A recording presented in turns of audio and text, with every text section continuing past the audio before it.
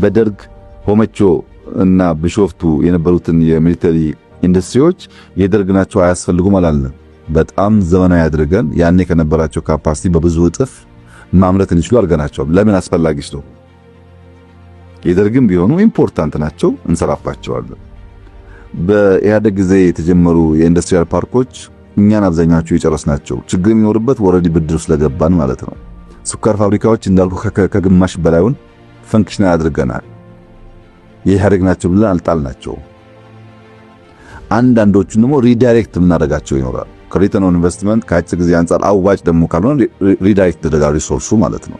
በዚህ መንገድ ከትናንትናው ጠቃሚ የሆኑ ጉዳዮችን በመውሰድ ባለማጣጣል ኮንቲኒቲ ማረጋገጥ ነው። ለምሳሌ የኛ ዘመን ኢንቨስትመንት ከራሻ ኢንቨስተር አለን፣ ከቻይና ኢንቨስተር አለን፣ ከቱርክ ኢንቨስተር አለን፣ ከጣሊያን ኢንቨስተር አለን።